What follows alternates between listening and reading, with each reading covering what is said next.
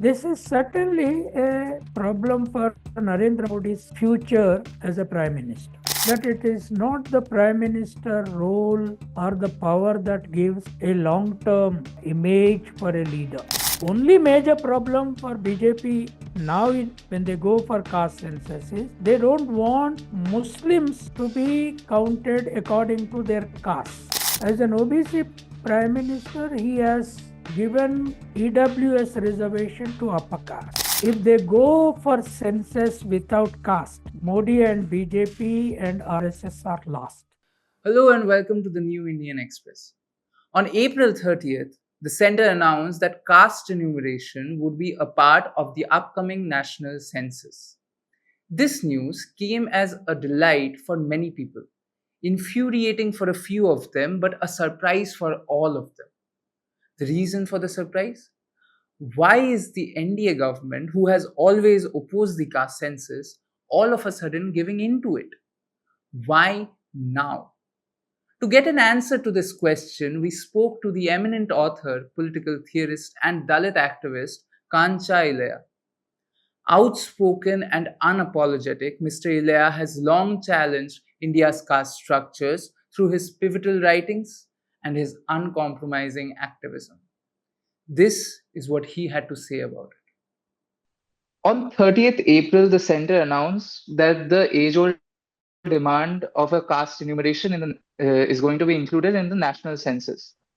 Yeah. Why do you think the center made this announcement right now? Oh, it is a surprise to the whole nation. BJP in the parliament, the ministers were saying that such an agenda is a divisive agenda and caste census is not possible. Modi has been saying in public meetings that there is no question of caste census because there are only two castes, the rich and the poor. Ever since Rahul Gandhi and the Congress party have taken up the caste census issue rather as a movement, giving certainly an impression that this issue is key issue for the nation. And this 27% is because that there is no proper caste census data available before the Supreme Court.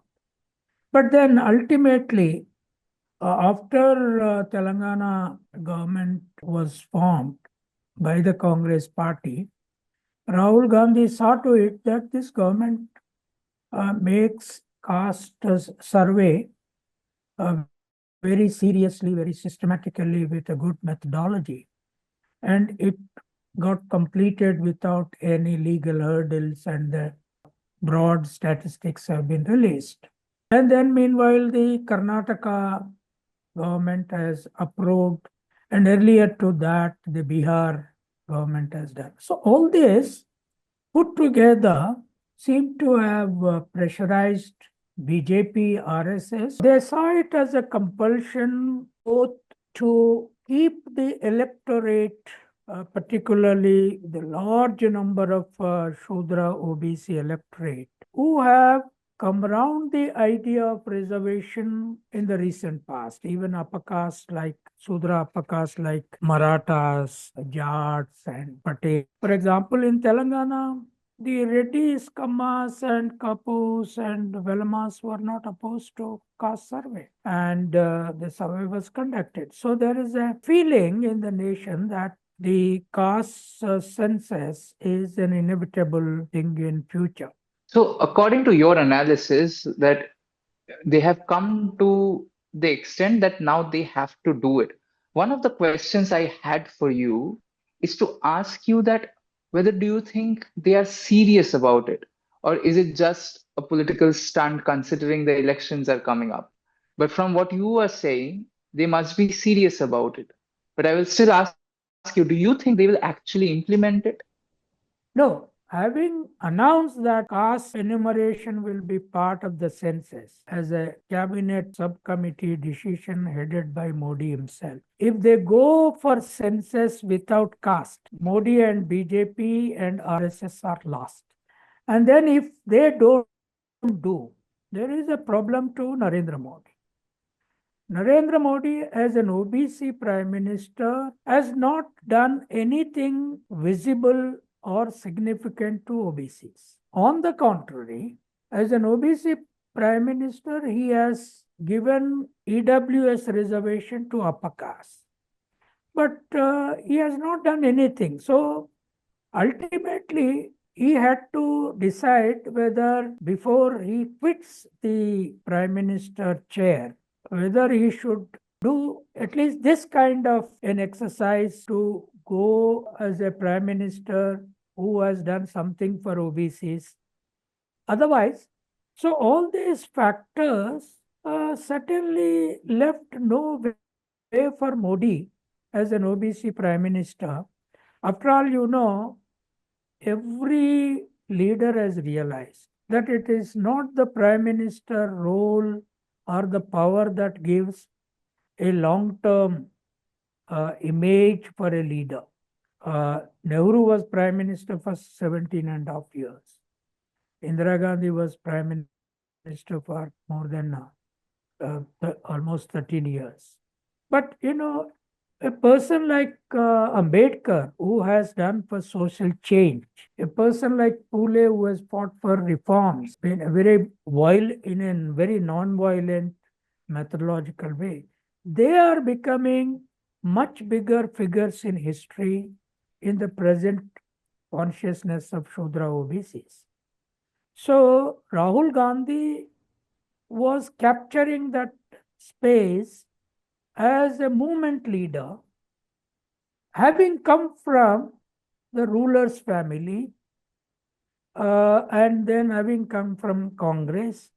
This is certainly a problem for Narendra Modi's future as a Prime Minister, and that too as an OBC. So given this atmosphere, if they, having announced it, if they don't do it, then they're for bigger trouble.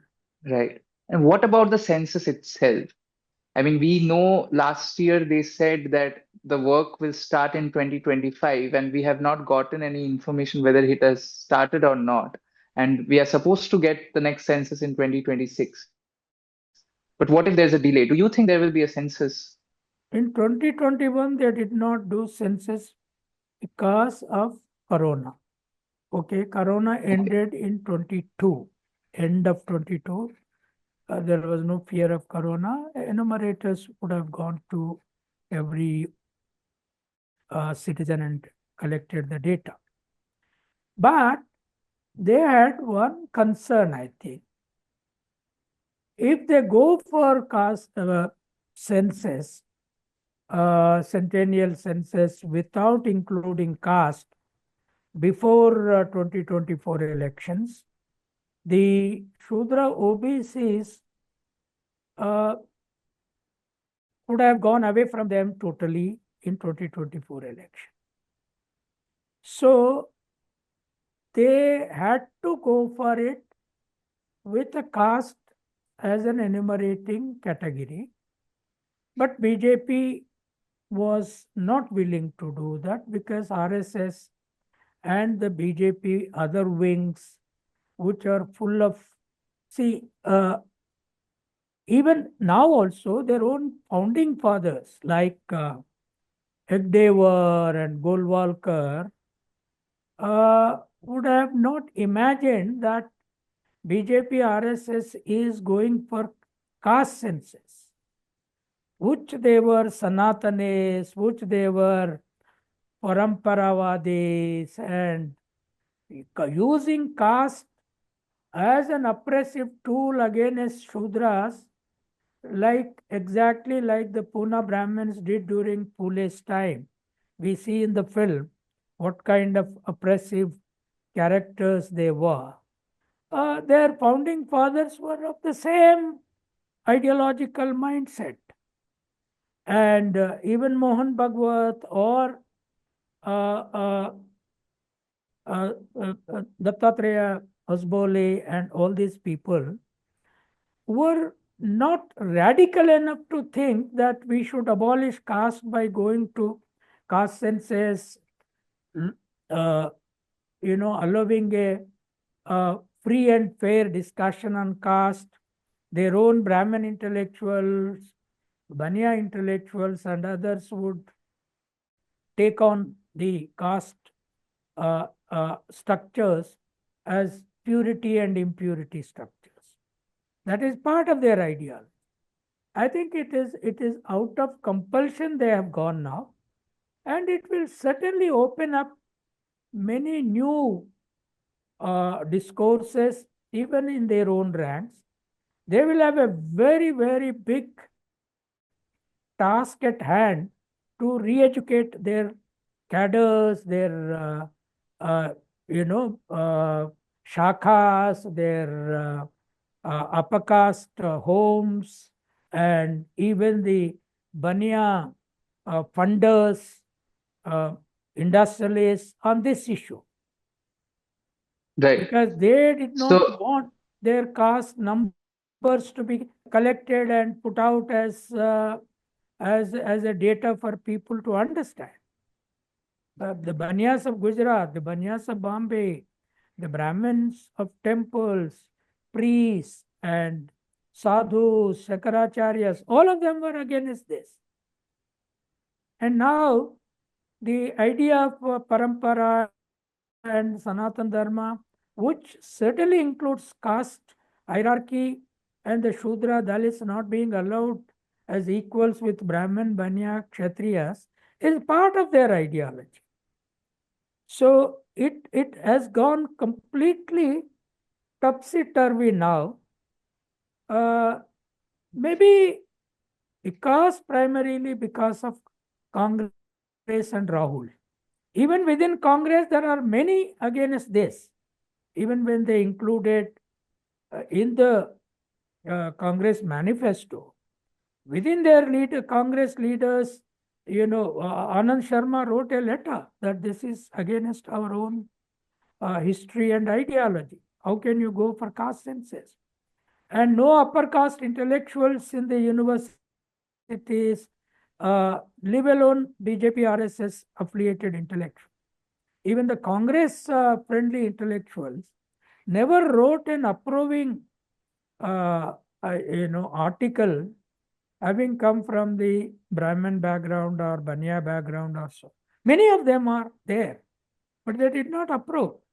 Their comfort zone was shaken when Congress included that in the manifesto. Now it is much more. Because Rahul Gandhi got vindicated.